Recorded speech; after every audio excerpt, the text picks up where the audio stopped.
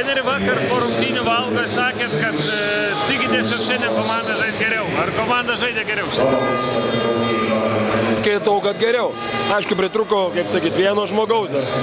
Medžiusas gavo anksti baudą, tai tas biškį pakoregavo, aišku, bet sulošėm tikrai neblogas varžybas.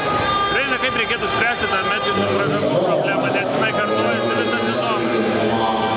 Čia reikia spręsti.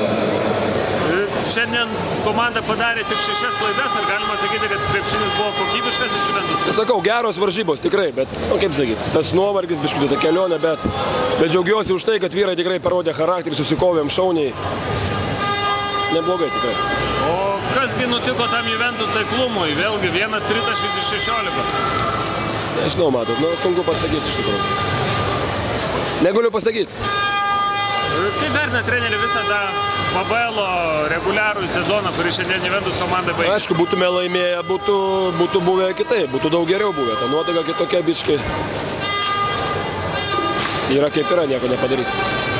Ko gero, nebe ko gero, savaime aišku, kad Juventus bus 5 savo grupėje.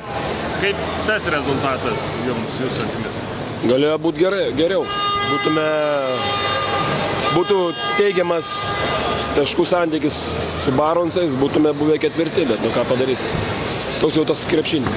Panašu, kad, aišku, dar Valdės krepšinio lyga paskelbs viską, bet panašu, kad teks susitikti su Šiauliais, ko gero. Kaip manat, tas variantas Juventus komandai sėkmingas ar nelabai? Aš tai galvoju, kad gerai, mes kuo daugiau žaisim su Šiauliais, tuo labiau žaidėjai žinos, ką reikia, kaip reikia gintis.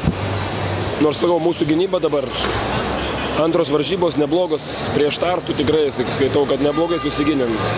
Aišku, buvo momentų, kai jie užtaikė, bet jie žaidė namuose, tai tokių sunkesnių tritaškių įmetė. Laukiam. Ir svarbiausia turbūt, kad išvengsit ilgų kelionių, ne?